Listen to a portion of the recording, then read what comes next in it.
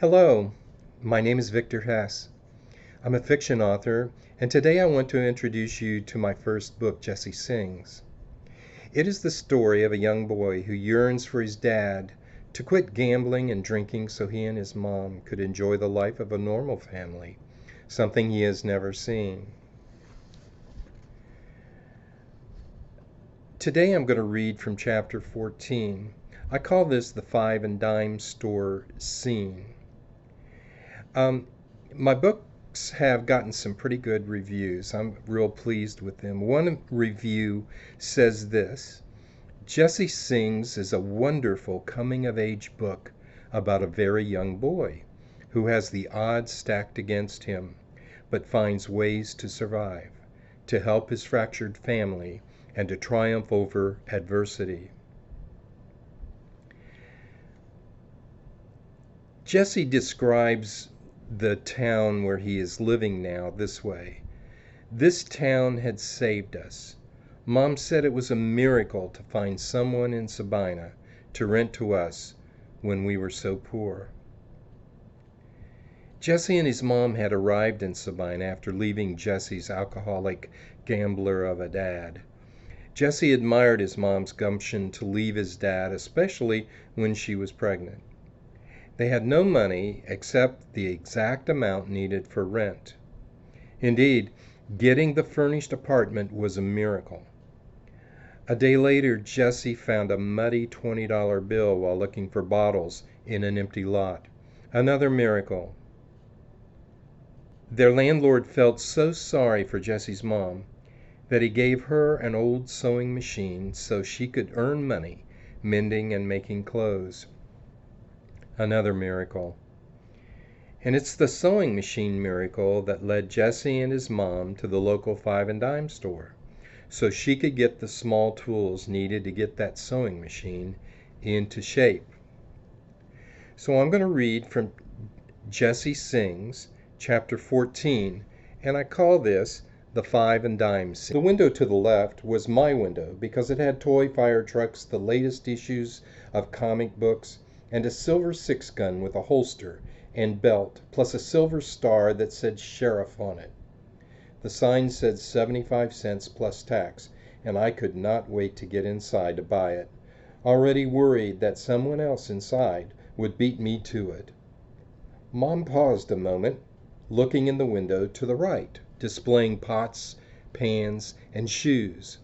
Then she pulled me inside the store. "May I help you?" asked the clerk. "Do you have 3-in-1 oil?" my mom asked. "That's right over here," she said, pointing to a shelf on the wall. "What else can I get you?" I could not take my eyes off the store clerk. She was beautiful, even with her apron. Her hair was brown and pulled back in a ponytail. Her skin was unblemished. Her smile exposed perfect white teeth. She was taller than Mom. The apron was tied tightly around her small waist, and when she reached up for the 3-in-1 oil, I stared at her bosom, which until now I had never noticed on anyone. Well, except for Daisy May and Little Abner comics. "I thought you were going to look at toys," Mom said, nudging me. What?"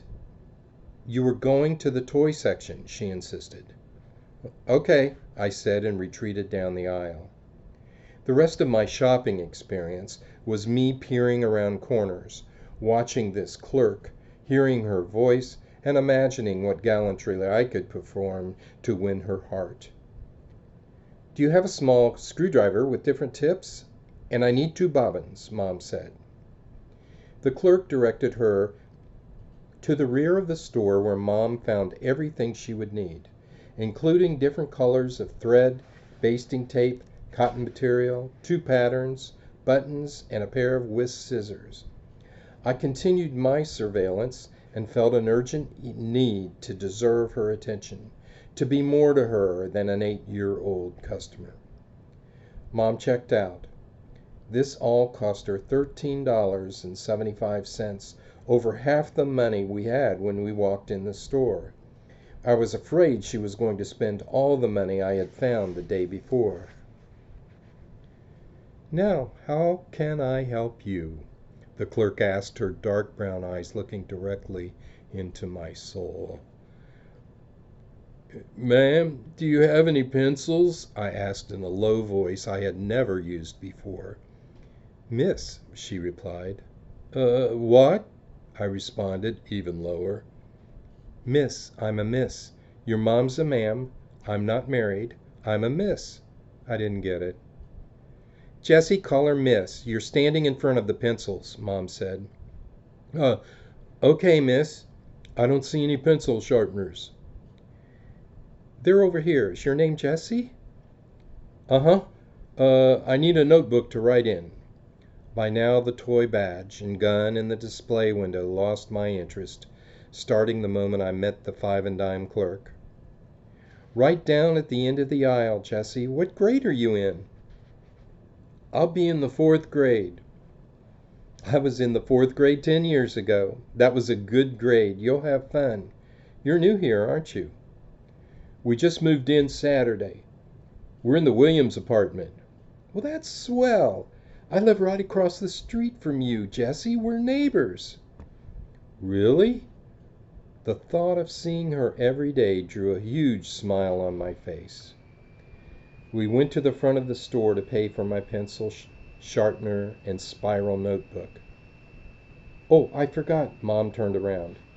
I heard you had a bulletin board for the customers to use.